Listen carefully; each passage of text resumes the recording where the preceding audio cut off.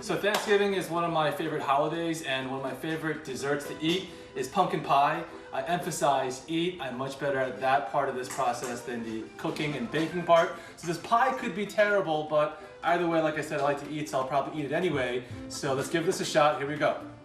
So I just picked up some, not even sure what this is, I guess pumpkin pie in a can, and the instructions are pretty simple. Even I can't screw this up, so we think. I have no idea what I'm doing. All right, so we are lining pie crust. I was gonna beat the eggs first, but my wife corrected me and said this should go first, so what would I do without her? We're making 2 pies. Because like I said, I like to eat pumpkin pie. So I'm supposed to take 2 lightly beaten eggs. I'm making 2 pies. I'll do 4 of these. There's 1. Beat these. So I need 3/4 tablespoon of ground cinnamon per pie. So do that twice. So I'm making 2 pies here. Does that look like 3/4 to anyone? I'm just gonna pretend that this is close. There's 1. Let's call that 2. All right. Now I need a 1/2 teaspoon of ground nutmeg. So let's do times 2. 1/4 teaspoon of ground ginger. So let's do 1/2 there. Oh look, a teaspoon, a proper one. That's actually a 1/4 teaspoon. 1/4 teaspoon, my wife to the rescue. That is the sound of my little toddler who will not get to eat this pumpkin pie because she's too young for that. 1/4 teaspoon of ground cloves, so 2 of those. Here's the cloves.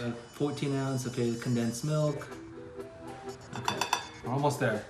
Let's mix this thing up. Oops, the pumpkin. Of course, I forgot the most important ingredient. That would have been an unusual pumpkin pie without that. Don't laugh at me, everyone. So, my wife stopped me to let me know that I need both cans of this condensed milk. See, already, without her, we would have had 1/2 of the condensed milk that we need for this process. So there goes the second can. So you see these dark clumps in here? This turns out this is dry clumps of cinnamon, and the magic of editing is my wife stepped in and told me what I did wrong here already. I should have mixed these dry ingredients first and then the wet ones so that this didn't happen, whereas I just kind of threw everything into the bowl at once, which you witnessed. So that is why this looks this way, and let's hope that it doesn't affect the final outcome too greatly. All right, let's pour it in. So we're at 425 now. Let's throw the pies in. Oh boy. Oh no! Oh no! Oh no!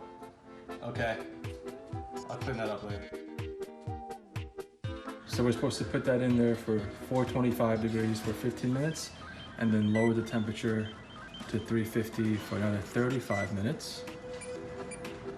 So that's it, we'll come back. A little burnt there. Put this on the top rack into the middle rack. So one of many mistakes, and I'm sure it will all be reflected in how horrible this will taste. All right, so this is obviously not a good sign. That's not a good sign. Moment of truth, although I'm sure you can already tell this is gonna be pretty awful. Let me take a little taste here, just to see if it even tastes remotely like pumpkin pie. It smells good at least. Semi-edible. Okay, so I decided I can't go out like that, and my wife pointed out it is just far too humiliating to end that way. Plus, you really want to eat pumpkin pie, so I'm gonna go for redemption here and try and learn from some mistakes with some serious wife supervision. So 2 of the things that I fixed now is we got the condensed milk and the eggs beaten in a separate bowl and all the spices in a different bowl, and the oven is already preheated, so ready to go. Okay, pie's done, here we go. Looks like a pie, not burnt at least.